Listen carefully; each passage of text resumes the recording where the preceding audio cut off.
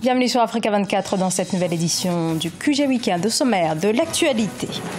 Bruno Tshibala, un ancien de l'UDPS, nouveau Premier ministre de la République démocratique du Congo. Sa nomination est le résultat des tractations entre la majorité présidentielle et une frange de l'opposition.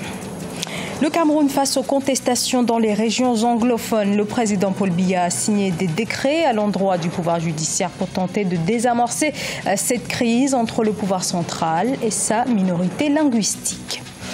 Puis les actes de piraterie maritime dans les eaux africaines. Le phénomène prévaut notamment en Afrique de l'Ouest où se trouve actuellement le centre névralgique de la piraterie mondiale. Le président Joseph Kabila a nommé l'opposant Bruno Tshibala Premier ministre. Cette nomination découle de l'accord du 31 décembre censé sortir la République démocratique du Congo de la crise provoquée par le maintien au pouvoir de l'actuel président. Corinne Kamdem revient sur la nomination du nouveau chef du gouvernement.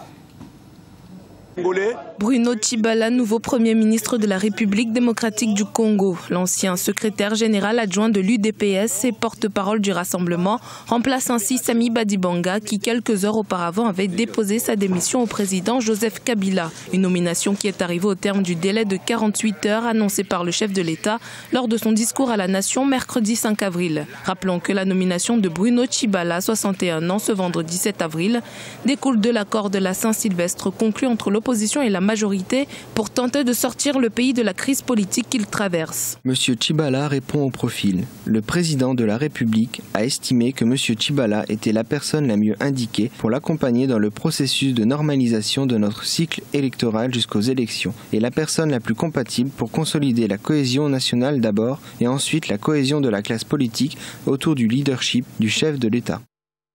Le choix du président Joseph Kabila ne fait pas l'unanimité. En effet, Bruno Tshibala avait été exclu de l'opposition au mois de mars pour avoir contesté Félix Tshisekedi à la nouvelle gouvernance du Rassemblement.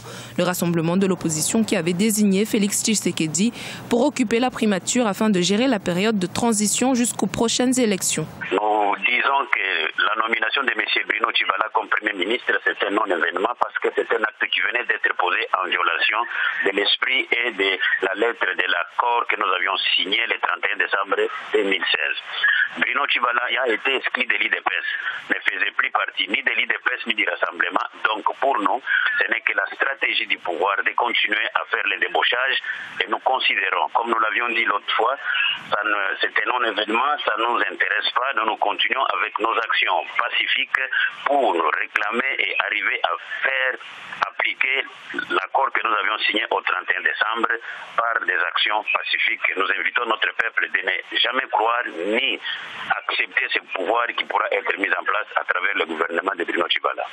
L'opposition et le pouvoir en place étaient entendus pour gouverner ensemble jusqu'à la tenue d'une nouvelle élection présidentielle fin 2017 à laquelle le président Joseph Kabila s'engageait à ne pas se présenter. Cependant, le Rassemblement, principale plateforme de l'opposition, dit ne pas être concerné par cette nomination qui, selon lui, n'ambitionne pas de calmer la situation et maintient son appel à manifester ce lundi 10 avril. Devant la Cour pénale internationale ce vendredi 7 avril, l'Afrique du Sud a réaffirmé l'immunité du président Omar el-Béchir. La CPI reproche à l'État sud-africain de ne pas avoir arrêté le chef de l'État soudanais lorsqu'il était en Afrique du Sud en 2015. Chef de l'État visé par des mandats d'arrêt internationaux pour génocide et crimes contre l'humanité. Devant les juges, Pretoria avance donc des raisons diplomatiques, un argument irrecevable, considèrent les procureurs de la CPI. Dans cette affaire, l'Afrique du Sud pourrait être renvoyée devant l'Assemblée des États partis au statut de Rome et le Conseil de sécurité de l'ONU. La décision des juges doit être annoncée avant la mi-juillet 2017. La contestation dans les régions anglophones du Cameroun, une contestation portée ces derniers mois notamment par les avocats qui s'estiment marginalisés dans un pays majoritairement francophone. Après plusieurs mois de grève, le chef de l'État Paul Biya a signé d'importants décrets visant à répondre à ces revendications. Reportage de notre correspondante Viviane Bauken. Face au problème anglophone qui a suscité une grande effervescence dans la sphère judiciaire au Cameroun il y a quelques mois, le chef de l'État a pris un ensemble de mesures visant à trouver des voies de sortie. Il s'agit de la création d'une institution pour la formation des avocats, notaires et huissiers de justice, du redéploiement des magistrats en tenant compte des critères linguistiques, entre autres. Des décisions, certes tardives, mais qui restent appréciables selon les spécialistes. La réponse à ces questions a été apportée avec un peu de retard. Maintenant que c'est fait, les solutions apportées, notamment l'instauration prochaine d'une section de common law à la Cour suprême, la création d'une section common law à l'ENAM, le recrutement annoncé sur 4 années de magistrats anglophones pour essayer de compenser le chiffre par rapport aux francophones. Ces importantes décisions semblent être ignorées par les avocats anglophones. Dans les tribunaux, ces derniers n'abordent pas leur robe de travail en signe de protestation. Pour certains observateurs, les revendications autrefois professionnelles portent désormais une connotation politique. J'observe simplement que mes confrères n'ont pas repris le travail et qu'ils sont toujours en grève, qu'ils ne portent pas les robes. Cela veut dire que pour eux, les réponses apportées ne sont pas encore totales ni satisfaisantes, parce qu'il est évident pour tout le monde que la revendication qui était au départ d'ordre purement corporatiste s'est muée en revendication politique. On rappelle, les manifestations dans les régions du Sud et du Nord-Ouest en novembre 2016 ont conduit en janvier 2017 à l'arrestation du président de l'Association des avocats du Nord-Ouest et avocat général près de la Cour suprême, Aya Paul Abin, une arrestation qui indigne aujourd'hui les avocats anglophones. L'Afrique demeure confrontée à la piraterie dont l'épicentre se situe actuellement dans le golfe de Guinée. Il s'agit d'une problématique majeure quand on sait que 90% des importations et exportations transitent par la mer. Siamlo Victoria Sedji. L'Afrique de l'Ouest, plus que jamais engagée dans la lutte contre la piraterie maritime. La région du golfe de Guinée, couvrant plus d'une douzaine de pays, constitue une source croissante de pétrole, de cacao et de métaux pour les marchés mondiaux. Mais celle-ci, sous l'influence des troubles qui ont lieu dans ces eaux, perd plus d'1,3 milliard de dollars annuellement. Pour ramener l'ordre au large de leurs côtes agitées, les patrouilles africaines se mobilisent. C'est le cas de la marocaine dite le Bouclier, qui travaille de concert avec plusieurs unités d'intervention, notamment les forces maritimes ivoiriennes. C'est-à-dire, ils vont toujours aller là où la sécurité est faible, où la sécurisation est faible. Donc, il vaut mieux avoir un système homogène au lieu d'avoir un pays sécurisé et avoir juste à côté un pays qui ne l'est pas.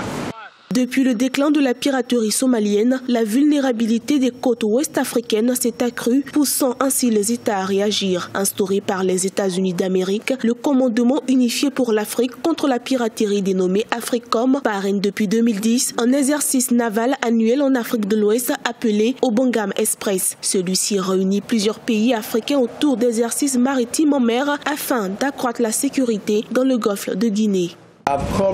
Nous coopérons sur plusieurs plans en privilégiant le partage de l'information. Les différents pays du golfe de Guinée s'investissent dans cette dynamique. Nous sommes déterminés à travailler ensemble pour réduire les menaces transnationales. Nous avons la volonté et c'est ce qui est le plus important. Pour réussir à vaincre la piraterie dans le golfe de Guinée, les marines régionales travaillent donc en synergie. Ainsi, elles ont pu installer depuis 2016 plus de 800 000 nautiques dans les eaux de la Côte d'Ivoire, du Ghana, du Togo et du Bénin. Ils sont plusieurs milliers à fuir les régions arides de la Somalie ravagées par la sécheresse et l'insécurité alimentaire qui menace plus de 6 millions de personnes. Sur place, dans les camps, personnel humanitaire est déplacé et demande l'aide humanitaire d'urgence. Ibrahima Djoumaba.